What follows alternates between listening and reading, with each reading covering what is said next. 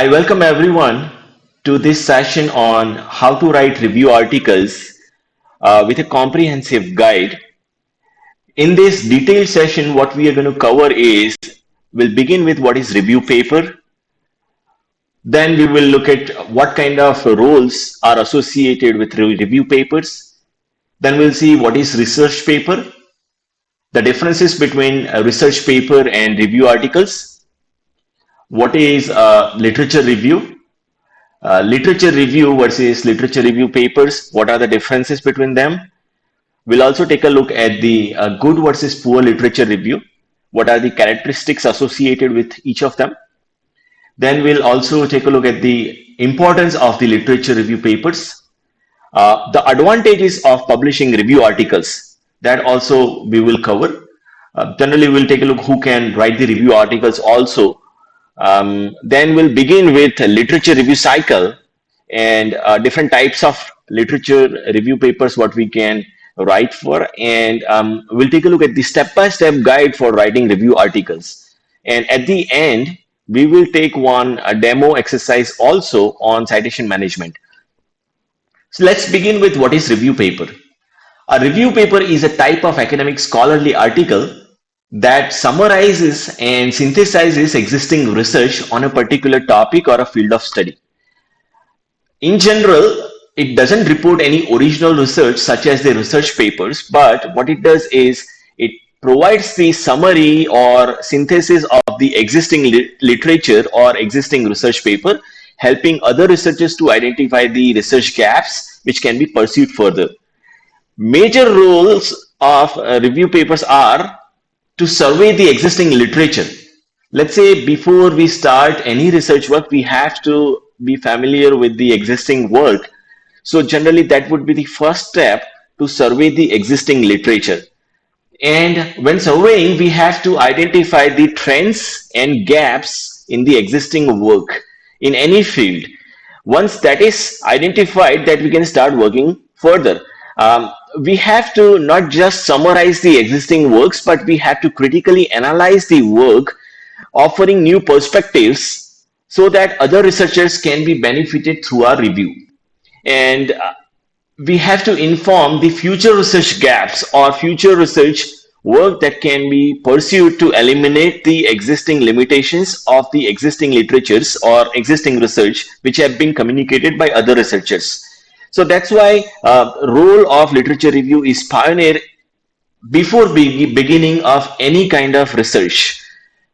Now, what is a research paper? Let's understand that so that we can understand what is a review paper. So research paper or research article is a detailed and scholarly summary of the original research involving a comprehensive study on a specific problem. So what we do is we identify a problem, we conduct a thorough research, then we analyze the results and present the detailed findings to the academic community via the research papers.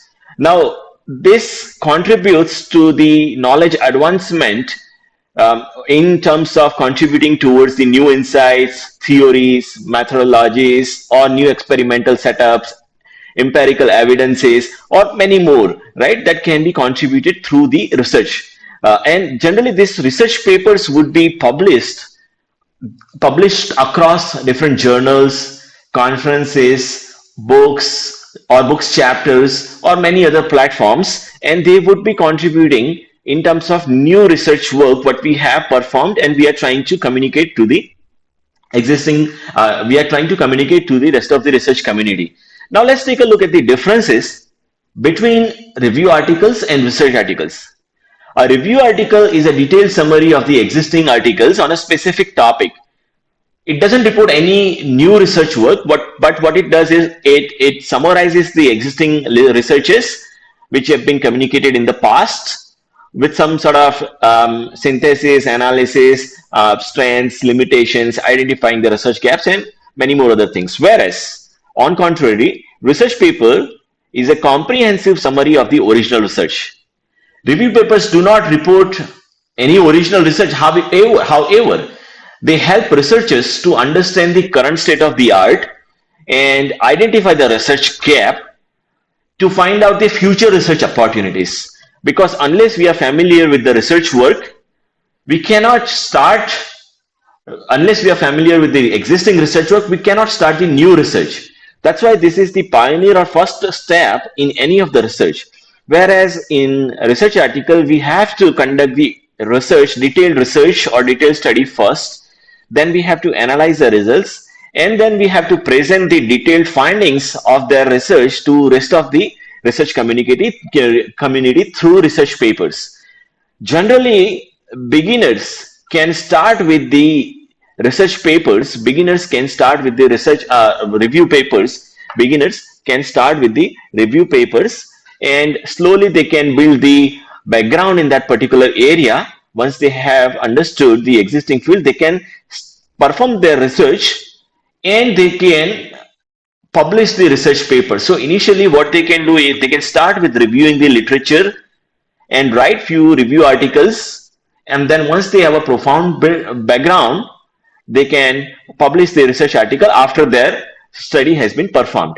Often review papers, they attain the higher citation counts. This is very important. Sometimes review papers attain higher citation counts compared to the research papers. Why? Because the reach is larger. It reaches a larger audience because it is giving a summary of the existing literatures or research papers and helps other researchers to identify the gaps. That's why the citation counts are very important here. So that's why if someone is interested in increasing the citation counts, it can be done through the review articles. Whereas research paper reports a novelty focused on a specific target area where we have performed some sort of novel theories or experimental setups, we can communicate through the research papers. Generally, the page length in review article is around 30 to 40. It would be larger naturally because it's a summary. Whereas in research papers, the page length is around 8 to 15. Whereas in the research paper, the page length is around 8 to 15. Let's begin with what is a literature review. So let's understand literature review first. Literature review is nothing but a meticulous examination. Literature review is nothing but a meticulous examination and a comprehensive summary of the existing works on a specific problem, encompassing different research articles, books, white papers, commercial technology, patents, and many more other platforms, right? And generally, it goes beyond just the summary and acknowledging the credits of the existing researchers. It goes through the thorough study of the state of the art or previously published research works in such a way so that it gives the critical examination. It provides the limitations, strengths, or advantages of specific methods or existing literature and identifying the future research gaps for the other researchers. That's why it is very important. Now, let's see what is a literature review process, right? So literature review process is nothing but we have to start with identifying the research problem first. We have to start with identifying the research problem first on which we wanted to write down the review paper. Okay, so let's say we are beginning with a particular research and we are not familiar or completely familiar with that particular thing.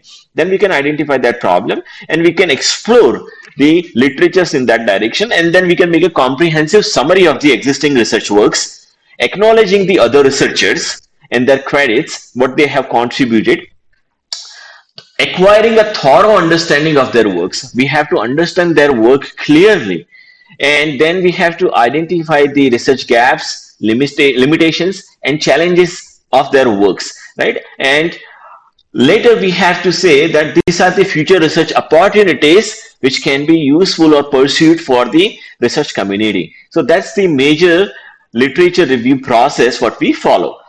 Now, let's see, the purpose of a literature review is generally to analyze critically the segment of the published body of the knowledge.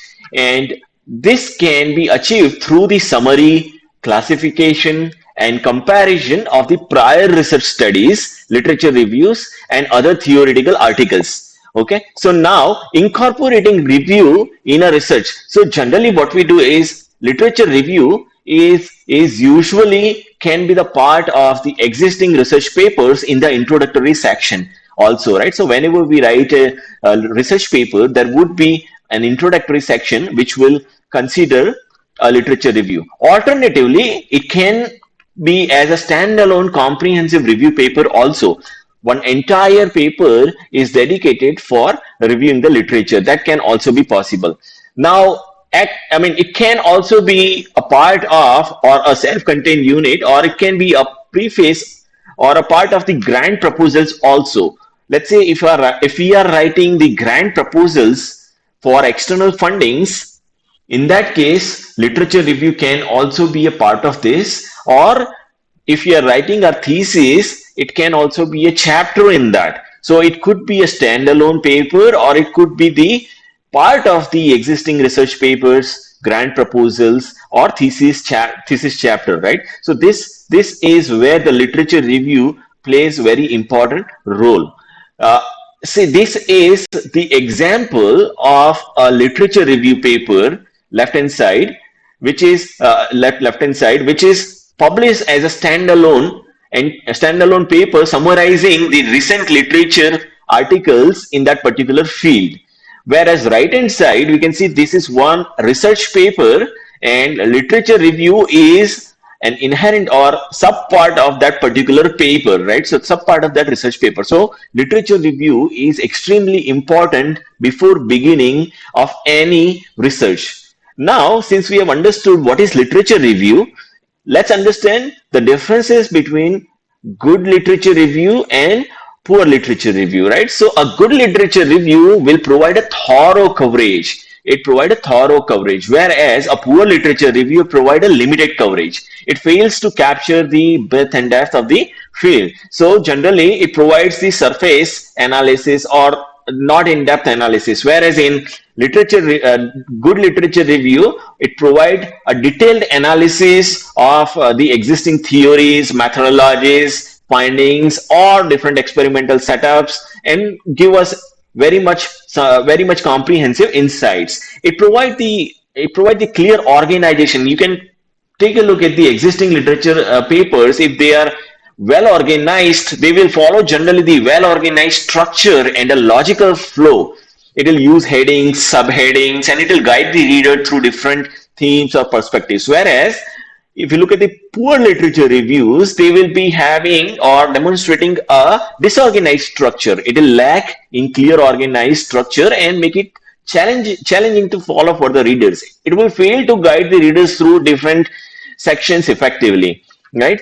In good literature review, it will provide a clear and detailed analysis of or critiques or strengths and weaknesses of the existing studies. It will demonstrate the critical understanding of the existing literature, whereas poor literature review would be descriptive rather than analytical. It will be descriptive rather than analytical. It will just describe the studies without offering the critical analysis. It will fail to evaluate the quality and impact of the literature also, right? Whereas good literature review will provide a detailed synthesis of the existing studies, and whereas the poor literature review will provide us the fragmented overview without having the detailed information about the synthesis of the existing studies, right? So furthermore, if you look at this, good literature review will provide a clear connection with the target research question, and it will be discussing the entire literature review around that particular question or research statement what we have, right? And it will provide a rationale for the research to justify the significance of the existing studies. Whereas a poor literature review, it will fail to establish a clear link between the literature review and the research question. It may lack a justification for the chosen topic also, right? And if you look at the good research review, it will provide the clear expression and concise writing style. It will avoid unnecessary jargons, and it will ensure that it reaches a broader audience. Whereas in poor literature review, it will contain unclear and convoluted language, where it will rely on heavily on the technical jargons without adequate explanations also, right? Good literature review will provide a balanced perspective. It will provide the view of differing opinions also, including the conflicting findings, and it will acknowledge the existing limitations of the studies which are available in the literature. Whereas poor literature review, generally it may show a biasness and lack of objectivity, exhibiting that bias towards presenting only one perspective or opinion, and it will also fail to acknowledge differing opinions or limitations of the reviewed studies. Good literature review generally identify the methodologies. It will highlight and discuss the methodologies employed in the reviewed studies, and whereas poor literature review will not be able. Generally, it will ignore the detailed discussion on the methodologies or experimental studies and many more other things. Right. Since we have seen the differences or nuances between literature review, a good literature review and poor literature review, let's see the importance of the review papers, right? So the major importance of the review paper or the literature review papers are contextualize the research, right? So lay down the foundation of the future research what we are just about to begin, or it can help the research community also to identify the research gaps and provide the rationale behind that. It will help us to understand the methodologies and approaches also. It will help us to understand methodologies and approaches also, and it will help us to critically analyze the previous work too. It will help us to build the conceptual framework for future research, supporting the arguments and hypotheses. It will help us to avoid the redundancy and replication or duplication. Since we have surveyed the existing literature, we can easily say that these are the gaps and these are the existing works. So we should not do the duplication and focus on the research gaps where we can contribute. It will identify the scholars and works, identify the key scholars in the particular studies and their works also. Now let's take a look at the advantages of reviewing the publishing the review articles. It will generally help researchers to build the profound understanding of the existing research work before they start the research. Now, the second advantage of writing review articles is it will reach the larger audience. Now, it will further increase the chances of collaborations also, because it will reach the larger audience, and then they would be more interested in collaborating with us for future research. The last one could be, but very important, that it will help us to improve the citation counts also, which is a major metric these days for the ranking of the institutes. Okay, now let's begin with understanding or identifying what are the different types of review papers. The first type of the review paper is a narrative review. Second one is the systematic review, then meta-analysis. Fourth one is a scoping review. Fifth is the living review. Sixth is the integrative review. Seventh is the critical review. Eighth is the literature map. Ninth is the umbrella review. And 10th is the rapid review. Let's see what are they in more detail. So let's begin with the narrative review. A narrative review, it will provide a qualitative, comprehensive overview of a subject. Generally, it will tell us a coherent story capturing the evolution of the ideas and theory over time. It will emphasize on the historical context, theoretical foundations, and paradigm shifts involving a storytelling or a narrative approach. The general strengths and limitations are it provides a deep exploration of the historical context, and limitations generally involve the subjectivity and potential for a bias. Second one is the systematic review. Systematic review systematically evaluates this and synthesizes the existing literature to address a precise formulation of the research question,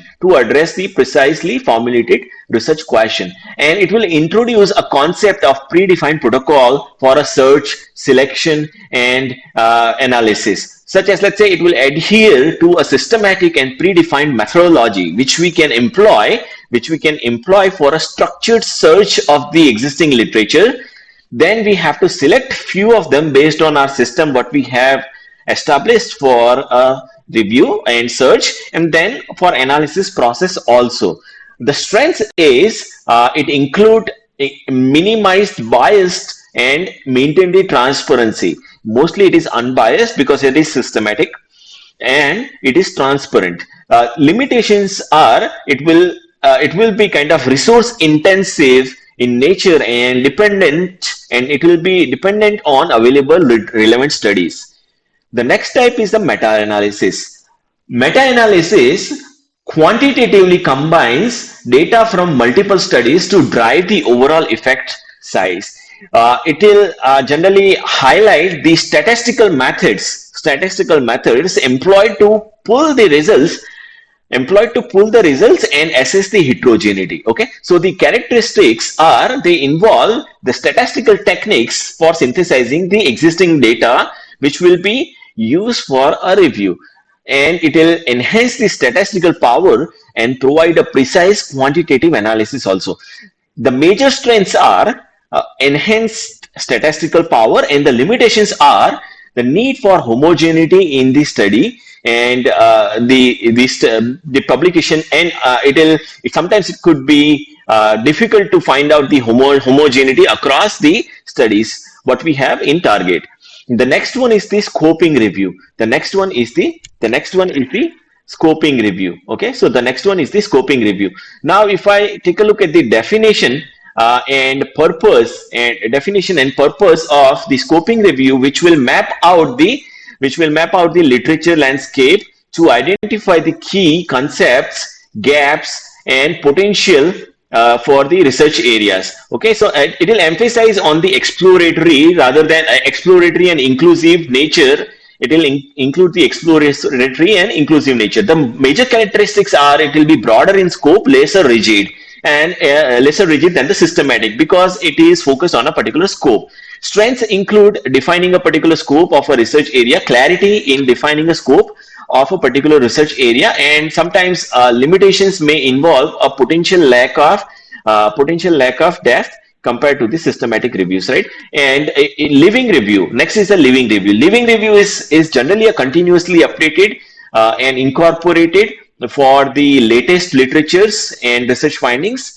Generally, it's a proactive approach to identify what are the current studies to stay current and recent, and it will maintain the relevance over the time by ensuring the review remains up to date with the emerging research,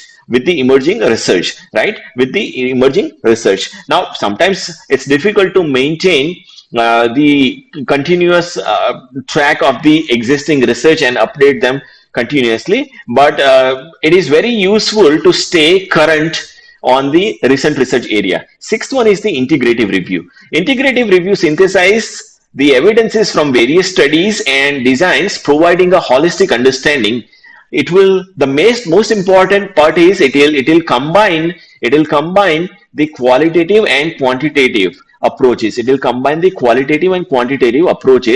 Okay, and it will involves the nuanced and comprehensive perspective on an existing research, but it requires an expertise in both qualitative and quantitative research methods. So the strength is, since we are integrating both qualitative and quantitative methods for research, which is the hybrid approach, it will provide us a deeper understanding. By considering the different angles, whereas it includes the limitations involving the challenge of the executing both qualitative and quantitative methodologies. Also, one need to be an expert of both the approaches so that they can perform a qualitative and quantitative research too. Okay, so the next one is a critical review. Critical review is generally provide the analysis and evaluation on the strengths and weaknesses of the existing research.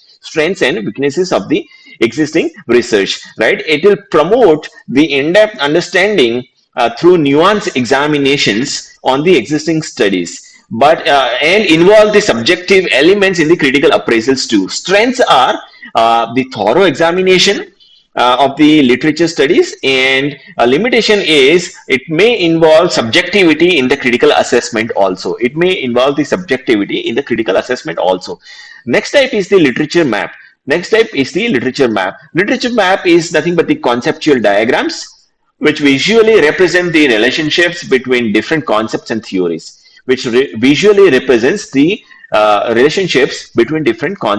and theories, and it will facilitate the enhanced conceptual understanding and identification of the thematic clusters.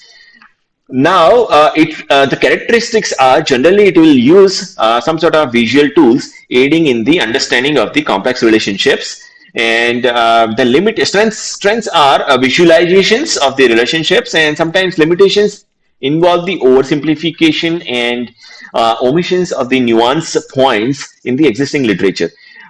Ninth one is the umbrella review. Generally, the umbrella review is the comprehensive synthesis of the systematic reviews and meta-analysis on a topic.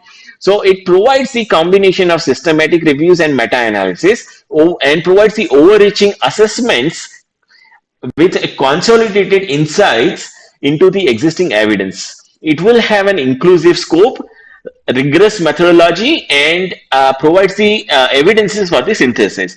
Now strengths and limitations include the comprehensive insights, efficiency, identifying the research gaps, but the limitations are quality, variability, publication bias, and heterogeneity across the reviews. That's what we have to maintain. The last one is the rapid review. Rapid reviews are generally focused to provide the quick insights in a shorter time frame, so that it can be used for policy making purposes also. Or let's say sometimes we wanted to have a quick touch on the sensitive research areas which are quickly emerging. In that case, rapid reviews are useful to quickly establish the foundation on it, and it provides the it balances the need for speed with maintaining the rigorous with maintaining a reasonable level of rigor. Generally, the characteristics are they should be provided in time, with a detailed overview quickly, maintaining the speed, so that what we can have is we can have a timely insights, and we can frame the policies and other things also. Limitations may involve sacrification of the depth, and sometimes we lose that much of detailed review or understanding of the existing works. But rapid reviews are generally focused to have a quick insight in a limited time frame. In a limited time frame. Now, the next section will discuss the step-by-step guide for writing the review articles. Let's begin with the literature review cycle. The first and foremost step is to identify the research question. Formulate a precise research question that will guide the future literature review. Okay, that will guide the future literature review. The next important step is literature exploration or literature search. Once we have identified the problem on which we wanted to work, then next step is to start working on that particular problem and conduct an extensive research for a published study on a decided research question, on that particular decided research question. And we have to manage of literature search and results also. That's why we wanted to have the citation management tool that we will discuss at the end also, right? And this management of the literature search and results include the organize and manage the gathered literature to facilitate the analysis further. And synthesis of the research literature. Synthesis of the research literature is very important, because once we have gathered the research material, we have to read them, go through, build or develop the detailed understanding, and then provide the synthesis on it. Right? And after that, we have to provide the composition of the evaluative review of the existing work. We have to write a critical assessment evaluating the findings and insights from the synthesized literature. Right? Now, generally, this process is iterative process, and continuous refinement is needed, right? Based on that, we have to identify the research problems which can be pursued further by the research community, right? So we have to develop the thorough understanding for that, so that we can easily identify the research problems what are available in the existing literature by identifying their gaps, right? So when we are synthesizing the existing literatures, we have to focus that what are the existing limitations, challenges, and potential avenues for future research, and we have to communicate the identified research gaps to rest of the research community, so that including us, they can also pursue the research on the topic, right? Now, enhancing the research focus by identifying a clear problem statement, right? So we have to establish a clear understanding of the research problem before diving into the literature. If we do not have a clear understanding on the existing literature or existing research problem, we cannot conduct the literature review. That's why we have to identify the problem statement with a focus, right? That will shape our research, right? And it will help us to build the relationship by defining the intricates between our research problem and existing knowledge, right? And once the profound research problem is identified, we can begin with the literature exploration. Ensuring the comprehensive exploration of the research, exploring the comprehensive exploration of the research area that we have identified by extensive reading, right? So reading is a continuous event. We have to be keep reading daily to stay current, and then understanding the research landscape. Correct. By reading, we have to understanding the research landscape, and then we have to dive deeper into the theories of our respective fields, identifying the knowledge gaps by pinpointing the existing limitations and where we can contribute further in the research, right? Where we can contribute further in the research, and then we have to master the literature survey strategies. We have to master the literature search strategies by developing a comprehensive strategy, right? So sometimes we have to be expert in deciding the keywords or synonyms or related terms to optimize our search for the literature. Then we have to skillfully combine the use of Boolean terms such as different terms for search, and then we have to narrow down our search and identify the pertinent papers which are useful for our review. And we have to utilize the academic databases such as different search engines such as Scoopers or Web of Science or Google Scholar or IEEE Explorer, or whichever is applicable to your particular field for extensive search. And sometimes we also do the hand searching of the journals and references to identify some of the important papers or some of the important book chapters or books, and we pick up the materials from there for our review, right? Generally, the sources for helps are books, journals, comprehensive research papers, or conference research papers, or dissertations, bibliographies, internet, indexes or abstracts. Sometimes the government publications are also useful. Theses which are available on the university websites, interviews which are available across online platform. These are the several useful resources which can be included during the literature review. Let's take a look at the critical assessment criteria for a literature review. Let's take a look at the critical assessment criteria for a literature review. The first step, we have to be original in the review, right? We have to be original in the review. That means we have to summarize or study the different methodologies or different experimental setups or different algorithms in detail to provide the detailed insights of that particular study, maintaining the objectivity. We have to provide the synthesis, not just the summary of the existing study. We have to provide the strengths, limitations, analytical understandings. If there are different findings, we have to support with them numbers, or if there are different trends, we have to identify them. If there are different limitations or differing opinions, we have to identify them and also provide them, right? So in that case, we have to maintain the significance, and then we have to write the literature review. Let's see the objective objective of, let's say we are conducting a comparative analysis in the literature review, right? Let's say we are conducting a comparative analysis in the literatures or different methodologies. So we have to define the objective first, right? We have to focus on extracting the key points through a comprehensive analysis or comparative analysis across different studies, enhancing the depth of our literature review, and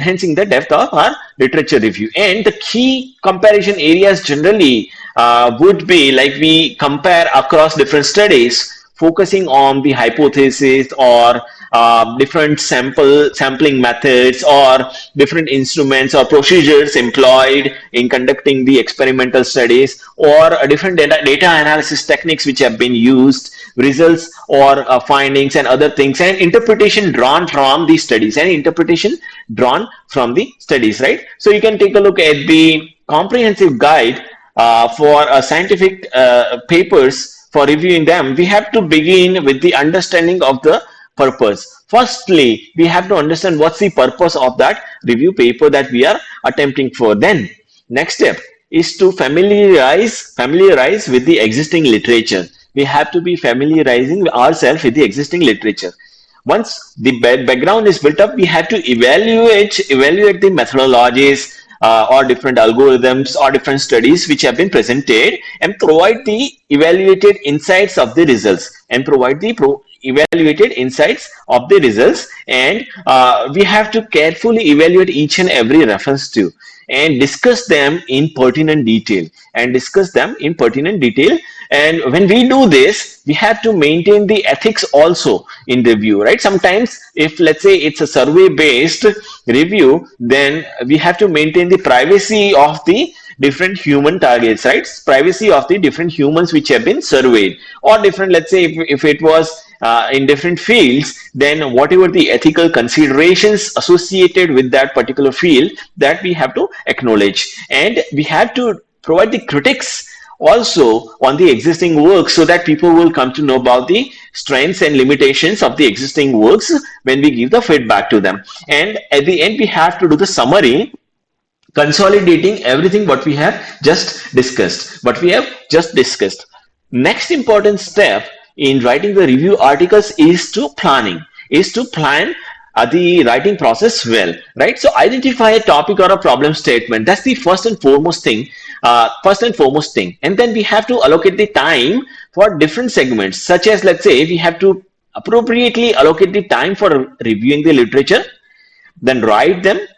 Then during the revision phase, also we need the time to modify the article or amend the article based on the feedback given by the colleagues or collaborators. Then during the reviewing the literature, we have to provide the time for exploring the relevant sources, such as databases, journals, books, conferences, or existing material on internet, or existing theses on the university's websites, and we have to analyze them in detail. That's why we need time for that also. And sometimes we have to understand the expectations of our supervisor or the publishers where we are trying to publish the review paper, right? Let's say if we are targeting a topmost journal to publish a review paper, we have to understand that journal's expectations, and we have to maintain that level of rigor and maintain that level of novelty and depth of the study what we are providing, right?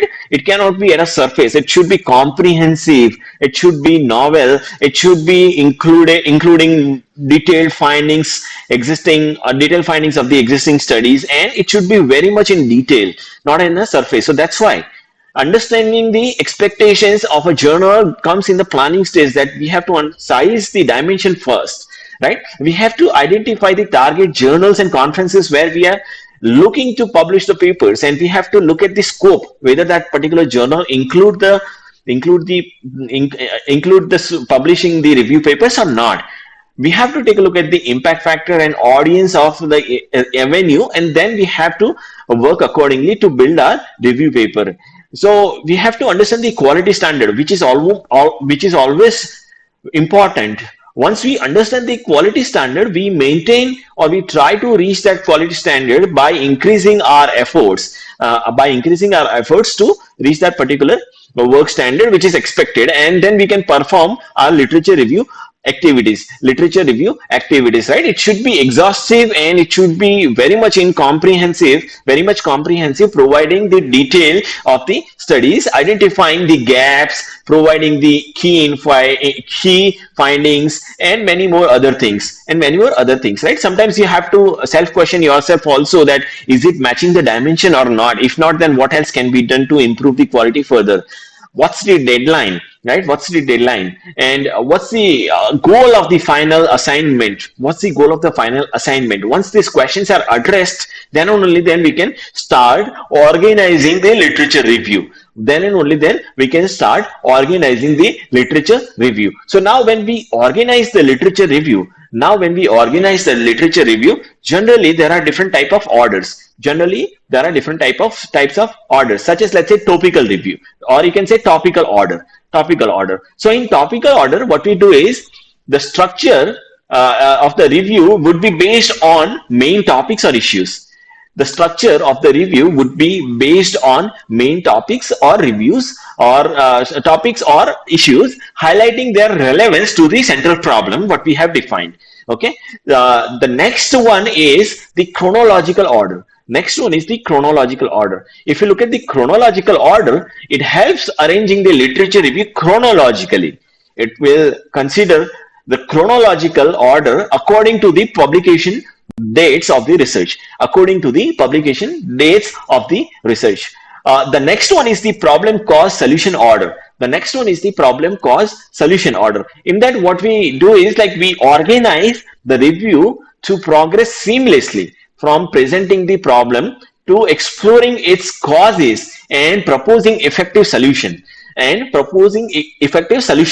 Okay. Now after that, there is another order which is general to specific. In this, what we do is, we begin with the broad exploration of the research and in general way, and gradually we narrow down towards the specific research studies, and targeting a narrowed down topic, right?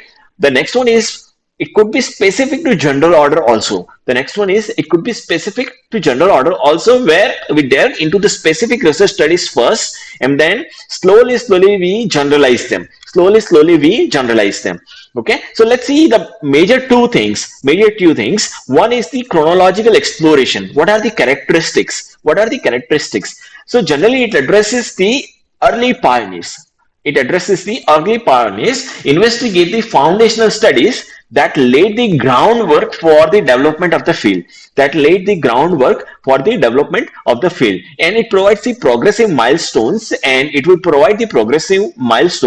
exploring the linear progression of the research, identifying the key studies that mark the significant advancements. Okay. And turning points would be like, it will uncover the paradigm shifts between the fields, examining the studies that are signaling the transformative changes in the perspective and approaches, right? Generally, these are the typical languages, such as, let's say, when we write those chronological reviews, we say that this study was first studied by a particular author who argued or found the following things.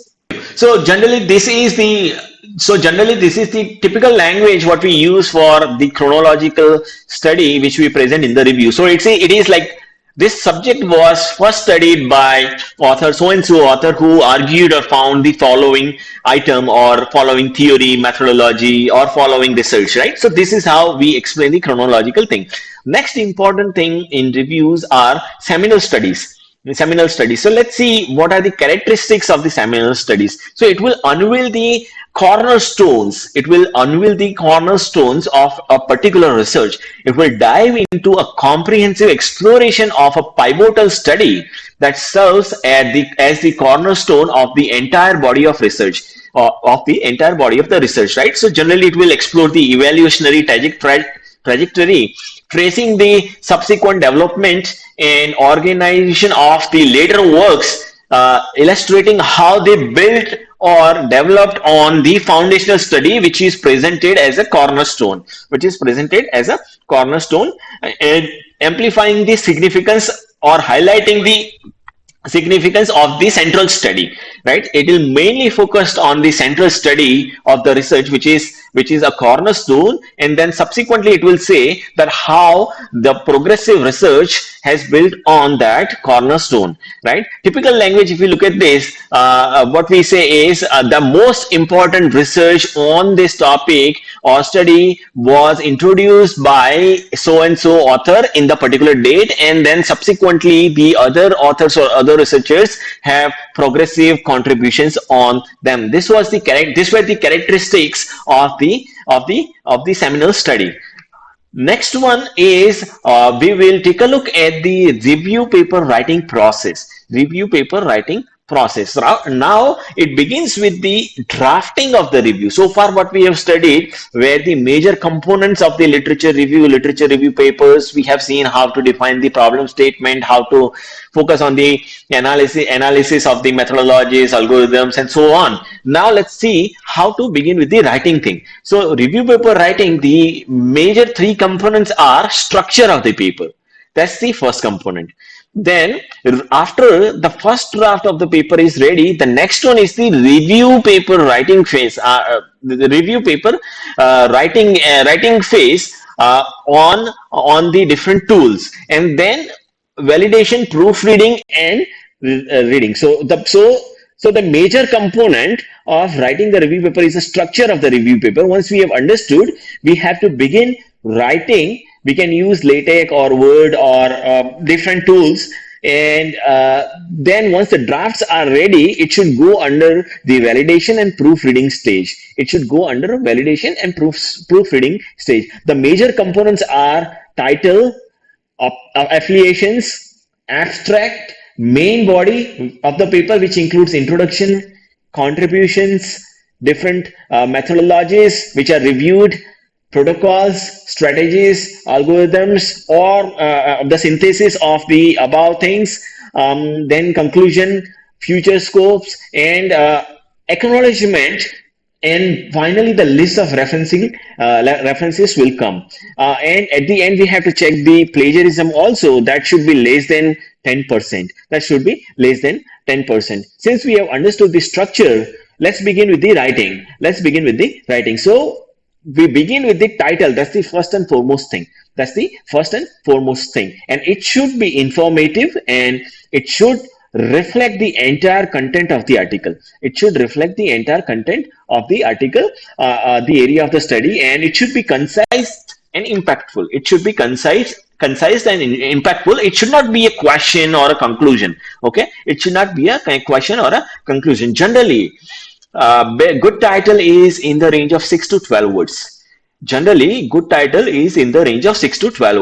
Such as, let's say, recent progresses on surface plasmonic resonance based sensor, a comprehensive review. So that's one of the impactful title, which it tells us about everything about the entire paper. Or you can see qualitative survey on artificial intelligence and integrated blockchain approaches for 6G and beyond. So you can take a look. It will reflect the entire meaning of the paper what we are targeting, right? So it must be impactful. Now this is the first thing which reviewers read, and subsequently once it is published, readers will read the title first, right? So this must be impactful, concise, and informative.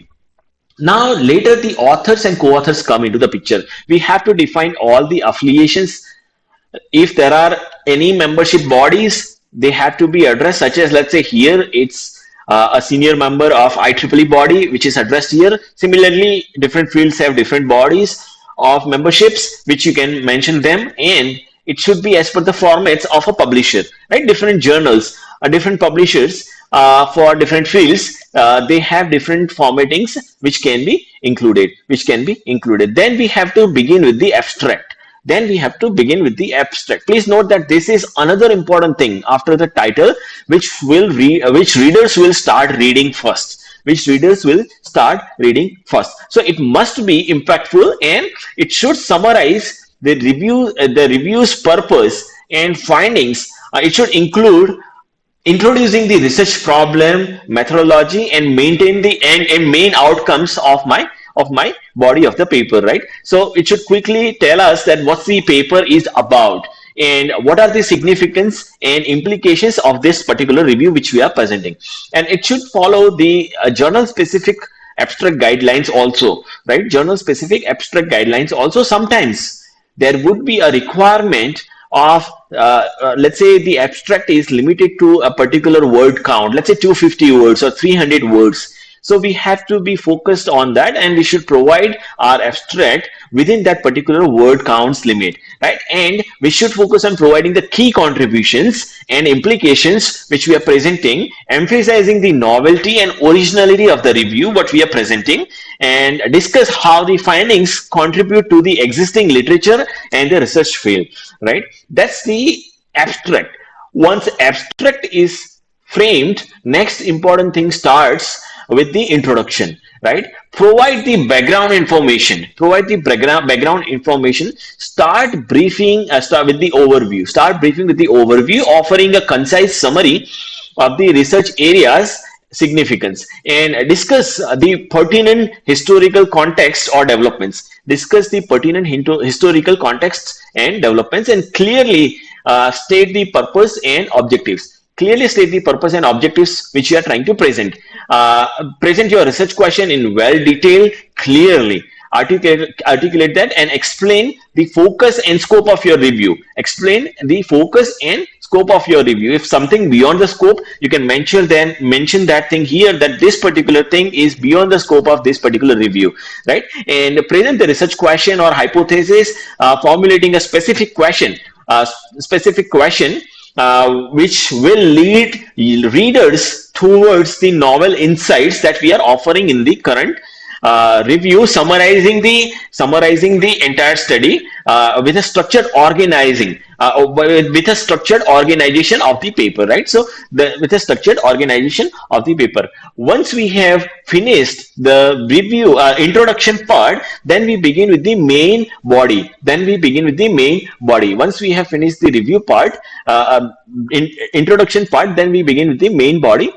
In main body, what we include is the themes and categories, the major themes and categories which are useful for writing and organizing our literature, organizing our literature by identifying the common threads and trends in the research. So what we can do is we can merge the common items into a single pattern or trend, and we can review them common literatures in the same place. Next is the critical evaluation of the literature, which is nothing but the evaluation of the strengths and weaknesses of the study which we have reviewed, and discuss the methodologies which are used in the literature, analyze the reliability and validity of the findings also, right? And provide the conceptual frameworks or theoretical perspectives. Exploring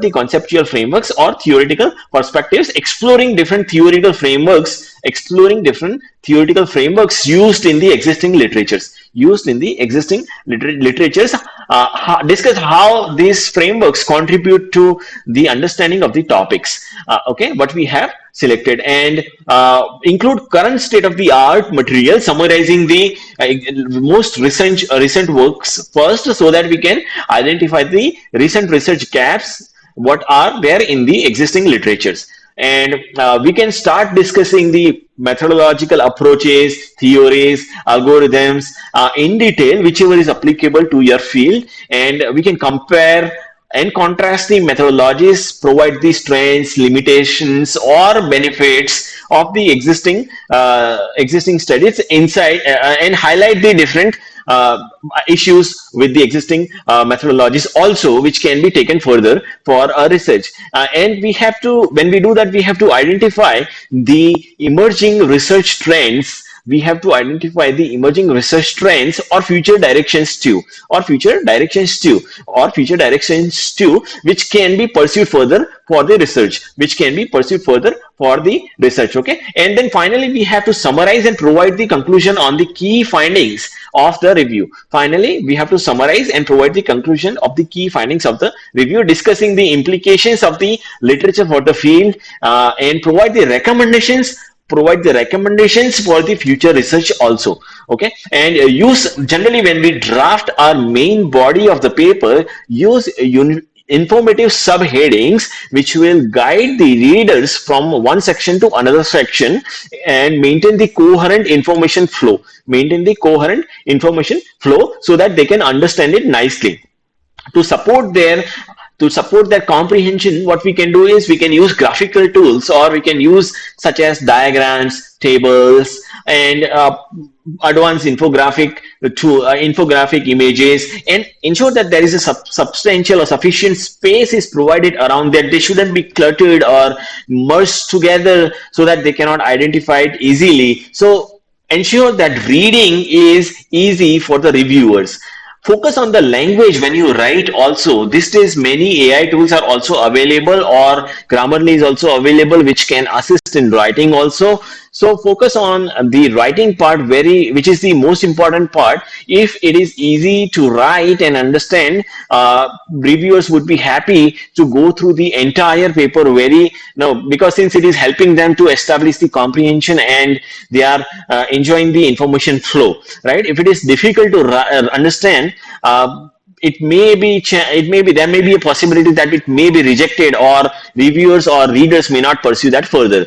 Okay, to enhance the quality further, we often insist to use the visual tools for thorough organization, such as, let's say, use figures, tables, pie charts, bar charts, and other things also. This will help us to provide the analytical explanations also, right? And most important thing is, we should not discuss the analytical explanations just in terms of trends. We should provide the numbers also that can assist, or that can support our analytical explanations to the further reasoning, right? And we should provide the comparative statements also by providing the conclusive points of the outcomes which we have figured out.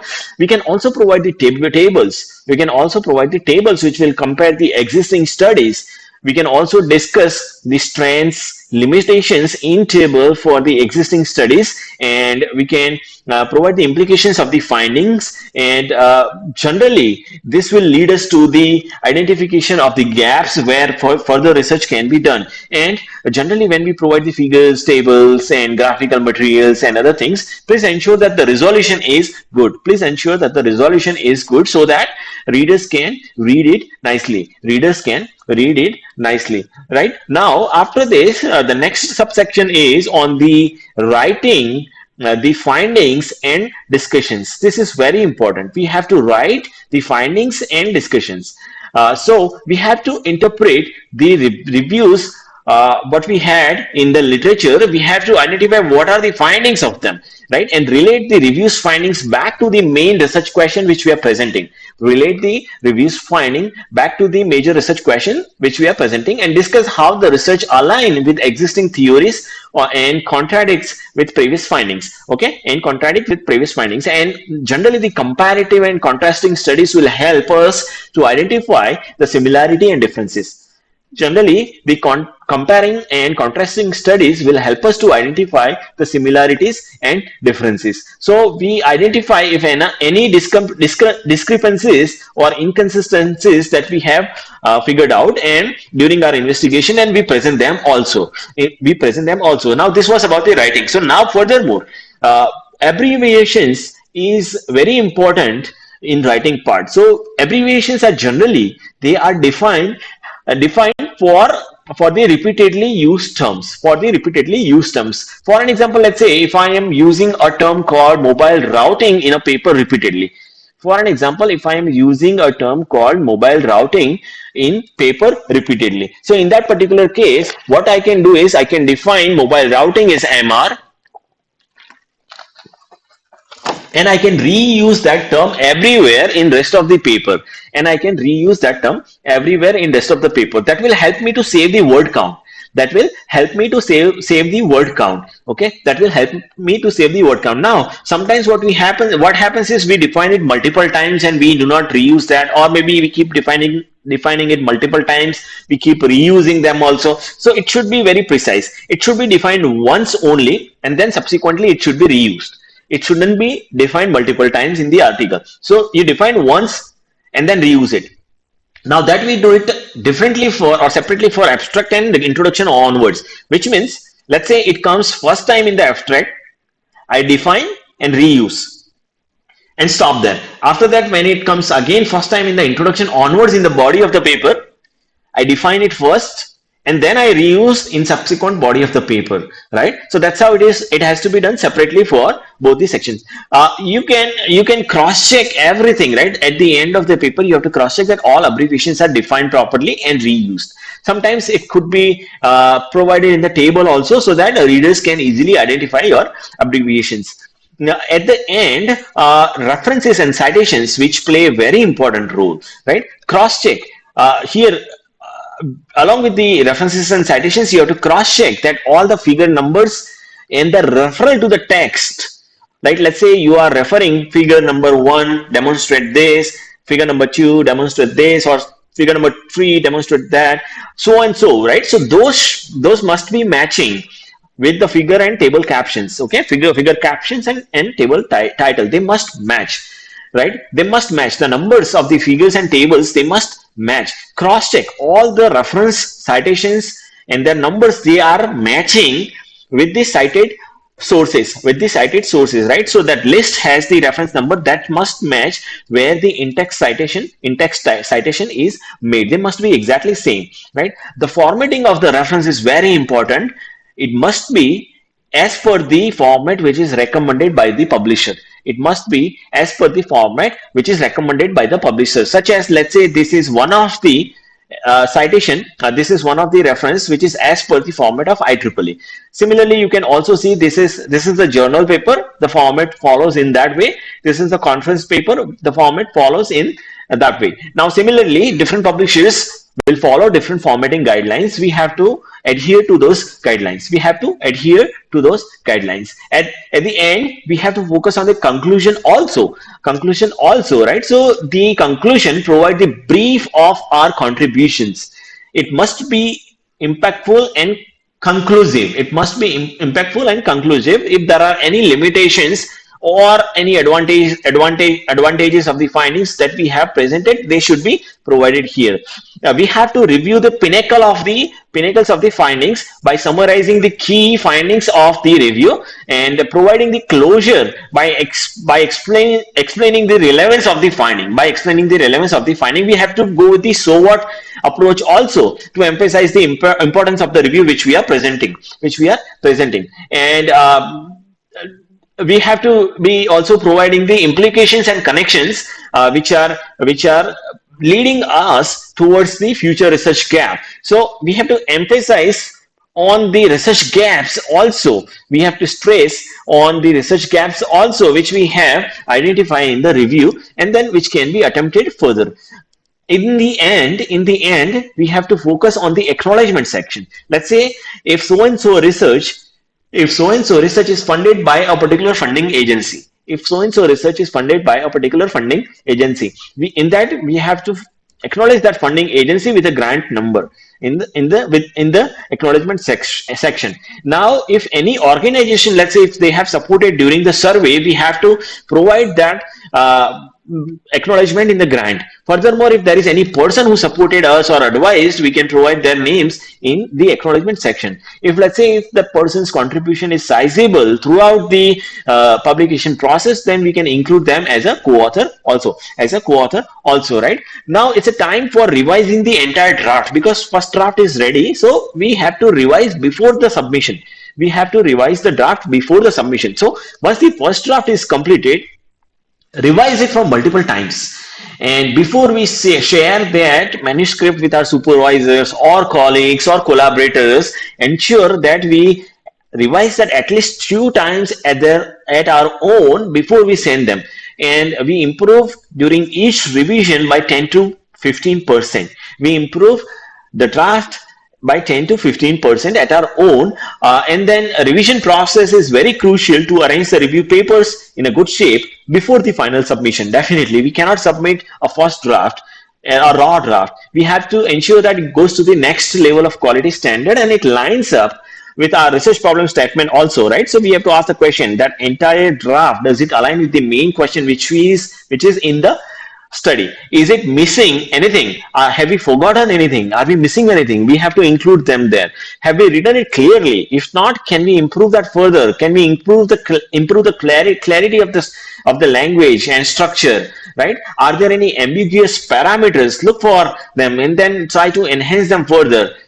We can take a look. Is it too lengthy? If it is too lengthy, we can shorten it down and we can make it more professional for the readers to read. If it is very lengthy, we can cut down, or we can split them in multiple reviews too. Or if it is too short and let's say content doesn't match or meet the expected quality standard, let's say it is dull, right? So in that case, we have to meet the quality standard and we have to redo the things or include more number of literatures to review and put them in the paper to enhance the quality of the standard. We have to meet the quality of the standard expected by the journal, right? Fit in, and there we have to fit in there so that they can publish our paper if it is at a good quality standard. We have to take a careful look at our first draft and find the areas for improvement, and we have to be mentally prepared to do whatever it takes to improve. We have to be mentally prepared to do whatever it takes to improve. We have to do the restructuring sometimes, then we have to be flexible and do the restructuring. We have to sometimes change our outline also. We have to do that. Sometimes we have to cut down all the redundant and irrelevant segments which we have just written during the first draft, right? We have to just hit all the repetitions and reduce them so that the draft would be coherent, right? We have to prioritize the most significant change first. We have to prioritize the most significant change first, and we have to start executing the transformation in that particular direction. And let's begin with the most significant change first, to organize the content and change the composition. That will have a knock-on effect on the entire paper, right? So reorder the information if needed. Reorder the information if needed. Reformulate our arguments to make a clearer or more sustainable viewpoint, right? Present the information in a different order if it is not correct in the previous draft. If it is needed to be reduced, do that. If it is needed to be add more content, do that. Be flexible. Do whatever is suitable for enhancing the quality of the paper, right? Sometimes we face the psychological barriers. We have to overcome all those pushbacks and psychological barriers to publish the papers in high quality journals and conferences. If we do not do that, we will not be able to publish. So, right? So do not hesitate to do whatever it takes. Sometimes it's like, let's say if we have made too many changes, sometimes we have to restore back to the previous version. That is also okay. Some of the text has to be restored back to the previous version. That is also okay. Do that if that's also needed. Once that is done, perform a separate round for editing, proofreading, and peer reviewing. Once that is done, perform a separate round of editing, proofreading, and peer reviewing. Fix all the typos and spelling mistakes. Fix all the typos and spelling errors. Look for any missing words, confusing words, punctuation errors, missing spaces or excess spaces, capitalization of the words, formatting of the references, and many other things, right? And ask the question yourself, have we used all the terms that we have defined consistently throughout the paper? Check all the abbreviations that you are defining and you are reusing. Let's say if some abbreviations are defined and they are not reused in the subsequent text, cut them loose. Need not to be defined. Need not to define them because we are not reusing them. Check all the numbers they matched in the abstract, conclusion, and in the main body of the text or paper. Check all the figure numbers, table numbers, references, all they are matching. Check all the numbers which we are discussing to present the findings. They must match, right? They must match between the figures and text and many other things. Citation numbers must be matched with the reference list. Citation numbers must be matched with the reference list. References are must be properly formatted. All the references must be properly formatted, adhering the guidelines provided by the publisher. Adhering the guidelines provided by the publisher.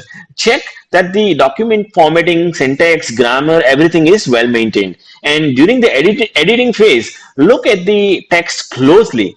Resolve if there are any grammar issues. These days there are too many AI tools are available, so you can do it easily, and ensure that there is a clarity in your text. Ensure that there is a clarity in your text. Go through each sentence. Go through each sentence and solve all the troubles related to the language. Right? Raise the standard of your English using multiple AI tools also. Using also multiple AI tools also.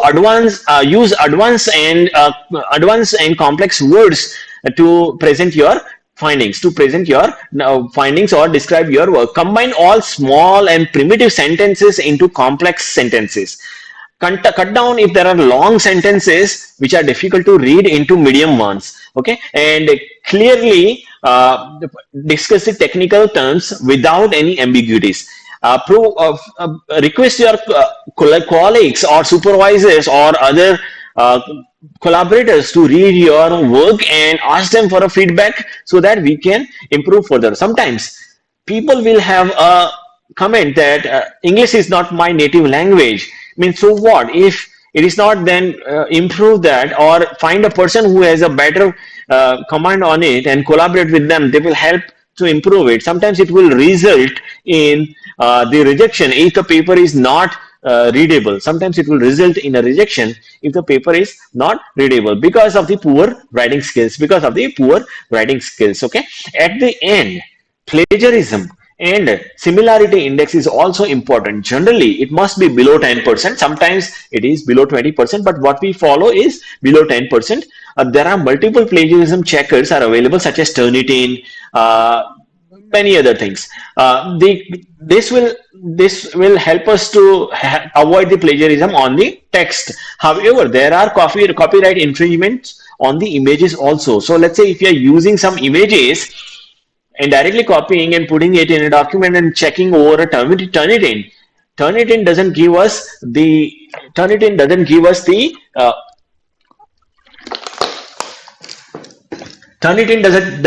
the similarity check on the images. That's why what we have to do is we have to ensure that images are not copied. If you're copying from somewhere, we have to acquire a written license from the respective publisher to reuse, or we have to pay the image reuse charges also, or we can present our enhanced images by redrawing them in our own tools, and we have to write them the explanations in our own words. Right, the consequences of plagiarism sometimes could be it could raise a negative image, or it could result in the rejection of the article, or if it is found repeatedly, then publisher may impose a ban on us from future uploading of the papers, right? Now once this is done, we have to go ahead with the submission. So we have to review the journal's aims and scope first. Before initiating the submission process, we have to review the aims and scope first. Means we have to take a look whether it supports the review papers or not. If it supports the review paper or not, it should align with the journal's requirements. We have to tailor our writing to align with the specific requirement outlined by that particular journal or a publishing platform, adhering the guidelines or preferences related to the formatting, length and content. Okay, length and content. We have to verify that acceptance of the review articles, whether they publish the review articles or not. Okay, and we have to comply with the submission guidelines. And we can take a look at the previous papers published by that journal. We can familiarize ourselves with those articles and ensure that our submissions meet with their expected quality standards and formatting requirements. Okay, so that is how we can do that. Now let's say we have received a review. Once we have submitted to a journal, we have received a review, and now we have been asked to revise and resubmit the paper. So in that case, we have to approach reviews very precisely. We have to approach reviewers comment very precisely with an open and constructive mindset, professionally address each comment, maintaining a respectful tone, even if there are disagreements. Okay, so we have to address all the comments nicely, and if there are disagreements, we have to provide the counters with a polite tone. And handling the revisions is very important. We have to be very clear, provide the thorough responses to each reviewer's comment, provide a thorough response to each reviewer's comment, and we have to be clearly outlining the changes which we are making, addressing the reviewer's comments with the clarifications or elaborations whenever it is needed. And we have to resubmitting the manuscript, ensuring that all the revisions are meticulously performed and completed before the resubmission. We have to ensure that my manuscript is completely revised, addressing all the reviewers comments, and perhaps a comprehensive prepare a comprehensive over cover letter prepare a comprehensive cover letter to address all the reviewers comments. Okay, and let's say another possibility is the rejection, right? Let's say our paper is rejected. In that case, do not lose the heart. Generally, when we attempt first time, it could lead in a rejection, because we are learning how to write the publication research papers and review papers. So carefully we have to analyze the reviewers comments, our mistakes, do the self critics, and check and revise that. Can we enhance the paper's quality further?